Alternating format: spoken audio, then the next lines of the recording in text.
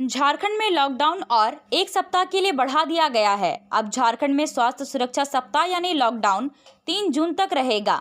हालांकि इस लॉकडाउन में कुछ रियायतें भी दी गई हैं। ई पास अब सभी के लिए अनिवार्य नहीं होगा। सभी सरकारी दफ्तर खुलेंगे, लेकिन उपस्थिति 1/3 ही होगी। बाजार को और रियायत नहीं दी गई है। बता दें कि मौजूदा लॉकडाउन 27 मई तक लागू है।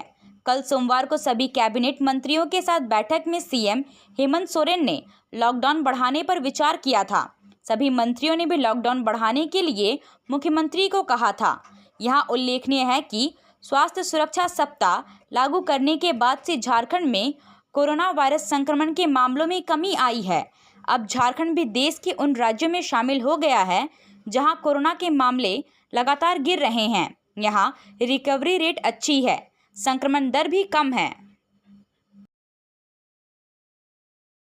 कोरोना संक्रमण की रोकथाम के लिए झारखंड सरकार ने स्वास्थ्य सुरक्षा सप्ताह के तहत लॉकडाउन लगा रखा है। इस दौरान दवा और राशन दुकान को छोड़कर बाकी को खोलने पर पाबंदी है, लेकिन चाईबासा शहर के कुछ दुकानदार जिला प्रशासन की नज़र बचाकर दुकान खोलकर बिक्री करने का काम कर रहे थे, जिसकी शिकायत मिलने के बाद आज प्रशासन की टीम ने दत्ता मार्केट को सील कर दिया। जिला प्रशासन को कई दिनों से शिकायत मिल रही थी कि दत्ता मार्केट में चोरी छिपे दुकानों को खोलकर बिक्री की जा रही है। दुकानदार बाहर खड़ा रहते हैं और जैसे ही कोई खरीदार पहुंचता है तो दुकान का शटर खोलकर सामान बेचते हैं। इसी बात को लेकर चाईबासा के अनुमंडल पदाधिकारी और अनुमंडल पुलिस पदाधिकारी द्वारा आज दत्ता मार्केट को सील कर दिया गया। यहां संचालित होने वाली एक राशन दुकान को छोड़कर बाकी सभी दुकानों को बंद कर दिया गया है।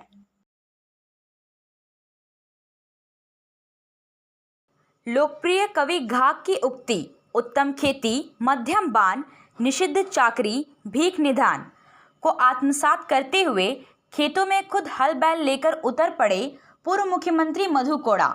एक और जहां पढ़ लिखकर युवा वर्ग सीधे रोजी रोजगार के नौकरी और अन्य व्यवसाय की ओर रुख कर लेते हैं, उनके लिए भी यह एक प्रेरणादायक है कि पढ़ लिखकर उन्नत तकनीक से खेती, बागवानी और पशुपालन जैसे कार्य से जुड़े एवं अपने राज्य, समाज एवं राष्ट्र का नाम ऊंचा करें। इसके साथ ही वैश्विक महामारी कोरोना में स्वास्थ्य सुरक्षा सप्ताह के दौरान समय का सदुपयोग भी हो रहा है। पश्चिमी सिंहभूम जिले में चक्रवाती तूफान यास का असर दिखना शुरू हो गया है। जिले के कई क्षेत्रों में मंगलवार शाम से बारिश भी शुरू हो गई है। इधर चक्रवाती तूफान यास से सतर्क रहने के लिए प्रशासन द्वारा लोगों को लाउडस्पीकर के द्वारा सूचना दिया जा रहा है। प्रखंड प्रशासन द्वारा अपने अपने क्षेत्र में लाउडस्पीकर के द्वारा लोगों को चक्रवाती तूफान यास के बारे में जानकारी देते हुए इस दौरान सतर्क रहने के लिए जागरूक किया जा रहा है। विशेषकर निचले इलाकों पर ध्यान केंद्रित किया जा रहा है, जहां भारी बारिश के दौरान पानी के अत्यधिक बहाव के फलस्वरूप नदियों के जल स्तर में अचानक वृद्धि भी हो सकती है। ऐसी परिस्थितियों को ध्यान में रखते हुए लोगों को इस दौरान मछली पकड़ने, नदी में स्नान करने, खेतों में जाने, वृक्ष के नीचे शरण लेने के लिए मना किया जा रहा है।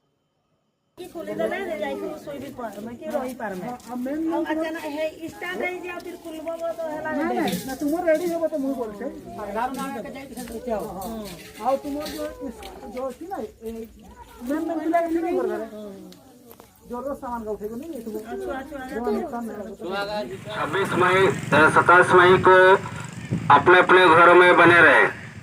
आम जनों से यह अनुरोध है प्रशासन की ओर से कि अपने अपने घरों में बने रहे, बेवजह अपने घरों से बाहर ना निकले। आम जनों से यह अनुरोध है,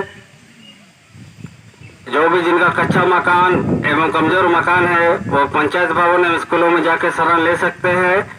नदी नालों एवं कमजोर पेड़ के सामने आप लोग मत रहिए, उसे दूरी बना के रखिए। एक और पूरा देश वैश्विक कोरोना महामारी से एकजुटता के साथ कंधे से कंधा मिलाकर लड़ रहा है। वहीं पश्चिमी सिंहभूम जिले में एक घटना घटित हुई है जिसने मानवता को शर्मसार कर दिया।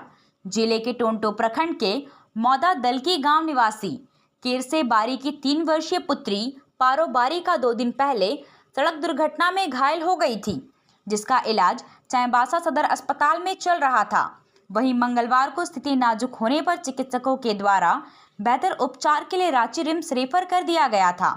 वहीं एम्बुलेंस में रांची ले जाने के क्रम में पारो बारी की मृत्यु टेबो घाटी में हो गई थी।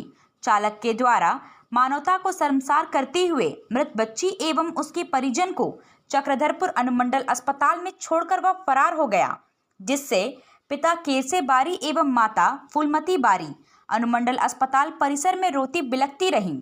घटना की जानकारी समाज सेवी दिनेश जेना एवं सदानंद होता को होने पर उन्होंने तत्काल एसडीएम अभिजीत सिन्हा को सूचित किया, जिसके बाद एसडीएम ने मामले की नज़ाकत को देखते हुए उक्त बात को जिले के उपायुक्त अनन्य मित्तल को अवगत कराया, जहां उपायुक्त के द्वारा तत्काल एम्बुलेंस की व्यवस्था कर शव को चक्रधरपुर अनुमंडल अस्पताल से चाईबासा सदर अस्पताल लाया गया, जहां बच्ची का पोस्टमार्टम एवं अन्य कागजी प्रक्रिया होगा।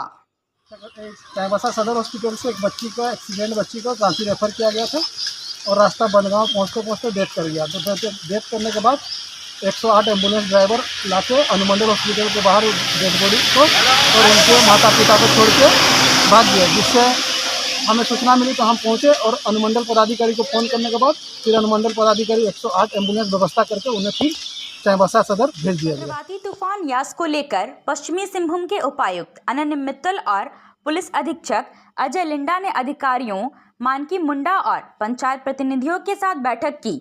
चक्रवाती तूफान यास को लेकर डीसी अनन्य मित्तल और एसपी अजय लिंडा ने मंगलवार को तातनगर, मंझारी और मझगांव प्रखंड में जिले के वरीय अधिकारियों, बीडीओ, सीओ, मानकी मुंडा, पंचायत प्रतिनिधियों और क्षेत्र के अन्य प्रबुद्ध नागरिकों के साथ बैठक की। मौके पर एडीसी एजाज अनवर, चाईबासा के एसडीओ शशीन्द्र कुमार बड़ाइक, एसडीपीओ दिलीप खलखो और जगन्नाथपुर के एसडीओ और एसडीपीओ सहित अन्य वरीय अधिकारी मौजूद रहे। अधिकारियों ने चक्रवाती तूफान यास के बारे में चर्चा करते हुए मानकी मुंडा, पंचायत प्रतिनिधियों और क्षेत्र के अन्य प्रबुद्ध नागरिकों को सतर्कता बरतते हुए अपने अपने क्षेत्र के लोगों को भी तूफान के दौरान सतर्कता बरतने के लिए जागरूक करने और अनावश्यक रूप से घर से बाहर नहीं निकलने की अपील करने को कहा। उसके लिए ये इम्पोर्टेंट है कि आप समझें कि सिर्फ एक आज का दिन है जब हम सारी तैयारी और सारी उसकी प्रिपरेशंस करके 2 दिन 3 दिन तक उसे कंटिन्यू रखें। साइक्लोन से संबंधित सभी तरीके की जानकारी आपको दी गई है। आप इस तरीके से समझिए कि ग्रीष्म ऋतु चल रही है, सभी को अच्छा लगता है कि मौसम सुहाना होगा, सभी को अच्छा लगता है कि बारिश होगी, आदमी ज्यादा से ज्यादा बाहर निकलने को उत्तेजित होगा, बारिश में घूमने को उत्तेजित होगा। मछली पकड़ने का समय है, खेती करने का समय है। आदमी चाहेगा कि बाहर निकल के और जोश के साथ ये सब किया जाए, पर यह वार्निंग इसीलिए जारी की जा रही है कि अभी 2 से 3 दिन तक इन सब चीजों का समय नहीं। बेहतर रहेगा और इसको आप मानिए कि यही सही रहेगा कि 2 दिनों तक कोई भी व्यक्ति घर से ना निकले, अनावश्यक मूवमेंट ना करे। जब अंतिम चरणों में हो वो सोचे कि 2 दिन हम कहां लेबर को बिठाएंगे। इन सब तरीके के कार्यों में गांव वासियों को, पंचायत वासियों को ही ये पहल करनी है कि 2 दिन तक कोई भी बाहर नहीं निकलेगा। हो सकता है कि आपका खुद का घर बन रहा हो, तेज हवा चलने से छती गिर पड़े।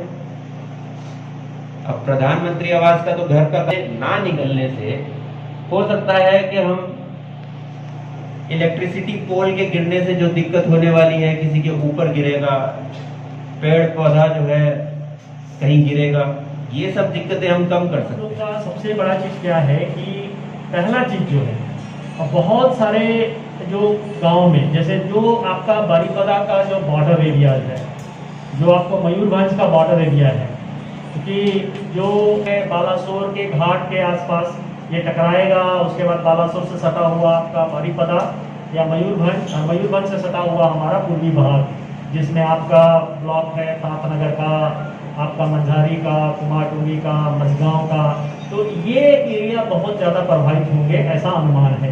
इसीलिए हम लोग ये तैयारी कर रहे हैं। उसको जानकारी होनी चाहिए, प्रचार प्रसार होना, जागरूकता होना।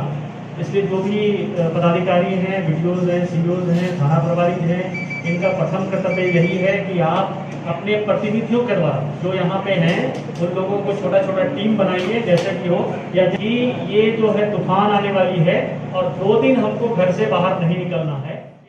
बंगाल की खाड़ी में उठे यास तूफान से पश्चिमी सिंहभूम में कम से कम नुकसान हो, इसके लिए जिला प्रशासन की ओर से पूरी सतर्कता बरती जा रही है। मौसम विभाग के पूर्वानुमान के अनुसार तूफान का उड़ीसा, बंगाल, झारखंड और बिहार में व्यापक असर हो सकता है। इसलिए एहतियात के तौर पर सभी राज्य सरकारों की ओर से तैयारी की जा रही है। लोग सुरक्षित जगहों पर रहेंगे तो जान माल का नुकसान कम होगा। सावधानी बरतकर ही तूफान के नुकसान से बचा जा सकता है। और लोगों को कहा गया है कि जो पंचायत लेवल के हमारे वर्कर्स हैं, कर्मी हैं, वो पंचायत में स्टेशन होंगे 3 दिन के लिए, ताकि वहाँ से यहाँ से जाने में वो समय बर्बाद ना हो, जो वहाँ पर रेस्क्यू ऑपरेशन कभी करना हो या कभी रिलीफ ऑपरेशन चलाने की आवश्यकता पड़ती है। तो उसके लिए जो सबसे पहली ज़रूरत है वो है कंट्रोल रूम का। जिला का एक कंट्रोल रूम नंबर जारी किया गया है, आप चाहें तो उसे नोट कर लें। जिला का जो कंट्रोल रूम नंबर, इस 3 दिन के लिए हम लोगों ने स्पेशल या साइक्लोनिक इफेक्ट को मिटिगेट करने के लिए कंट्रोल रूम बनाया, जो 24/7 24 घंटा वर्क करेगा। आप कभी भी फ़ोन करेंगे। ये नंबर है 77 66 00 6221। फिर से एक बार मैं कहता हूँ 77 66 00 6221। ये सभी प्रखंडों को भी निर्देश दिया गया है कि अपना एक कंट्रोल रूम नंबर जारी करें, ताकि आवश्यकता पड़ने पर लोग